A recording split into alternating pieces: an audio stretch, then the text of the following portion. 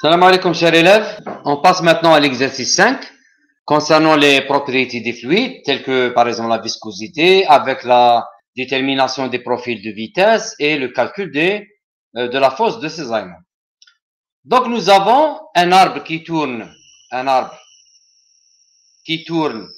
l'intérieur d'un palier fixe, un film d'huile qui est là, il remplit l'espace annulaire entre l'arbre et le logement, ou bien le palier. Donc, pour faire tourner l'arbre, on applique un couple. Déterminer la viscosité de notre huile. On a les données. Le diamètre de l'arbre, c'est 18 mm. Il tourne à 20 tours par seconde. La longueur de notre palier, elle est de 60 mm. L'épaisseur de film qui est là, elle est de 0,2 mm. Et le couple nécessaire est de 0,0036 Nm. Très bien. Donc, on va suivre notre stratégie comme d'habitude. Donc, le couple nécessaire pour faire tourner l'arbre, il doit vaincre le couple résistant qui est dû au frottement. On l'appelle T, en anglais torque. T, ces aimants, c'est le couple résistant qui est donné par la force de ces aimants fois R. On commence toujours par déterminer le profil de vitesse. Et la vitesse considérée dans le profil, bien sûr, c'est la vitesse linéaire. Attention, il faut faire attention. Là, vous avez un arbre qui tourne. Donc, la vitesse, c'est la vitesse linéaire. C'est oméga, la vitesse angulaire, fois le rayon. Et oméga, c'est 2πn, nombre de tours en tours par seconde. Et toujours, la surface césaillée, c'est la surface latérale. C'est-à-dire, quel que soit, vous avez votre logement qui est comme ça, d'accord, votre tube ou bien logement, et vous avez votre arbre qui tourne à l'intérieur, d'accord, ou bien il rentre comme ça.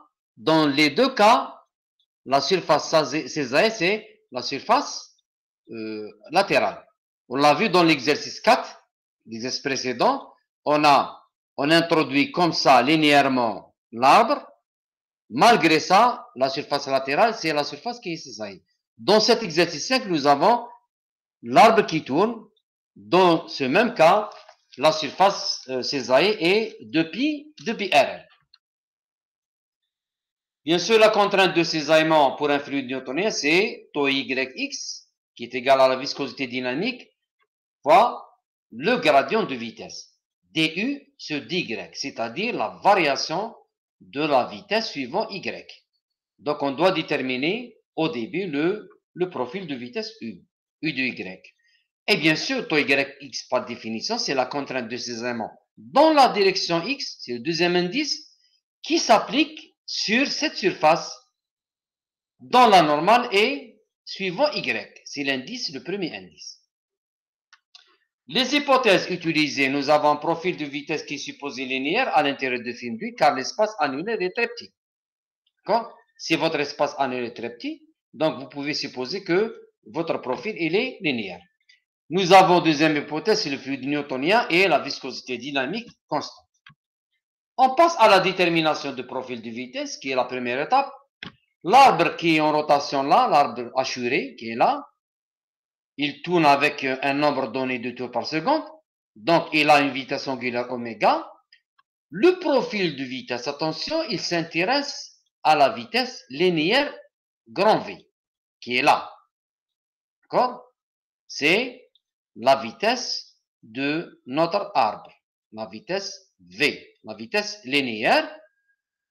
Cette hypothèse, bien sûr, elle est utilisée dans le cas où votre profil, votre H, l'espace annulaire est très petit. Donc, vous pouvez considérer que le profil, il est pratiquement linéaire. Comme ça, le profil de vitesse, il est linéaire. Donc, et la vitesse linéaire, bien sûr, elle est égale à oméga fois R, c'est 2πn fois le rayon de notre arbre, ce rayon R. Très bien. Donc, on détermine, puisqu'on a supposé une variation linéaire de la vitesse, donc U de Y égale AY plus B.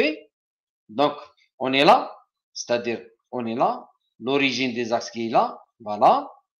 Pour Y égale 0, et pour y égale h. C'est-à-dire pour y égale 0, vous avez la vitesse E de 0 égale 0, et pour y égale h, c'est-à-dire là, vous avez la vitesse linéaire v.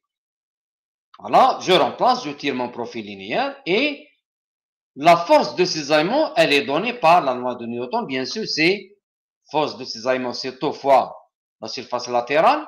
Je remplace tau par mu de u sur dy. Je dérive le profil de vitesse. Je dérive ce profil qui est là. Par rapport à y, donc j'obtiens v sur h. Il est là. Je remplace la surface. Je calcule bien sûr en fonction du nombre de tours parce que j'ai v qui est égal à 2πn fois r. Et j'obtiens ce résultat. Le couple résistant, bien sûr, je vais multiplier encore la force de cisaillement par R. Je vais obtenir R puissance 3. Et je vais tirer directement la viscosité dynamique qui est égale à mon couple, qui est égal au couple de cisaillement, bien sûr, couple résistant. H, c'est la hauteur de film qui est là. T cisaillement, je divise et j'obtiens une viscosité dynamique de 0,02 Newton seconde par mètre carré.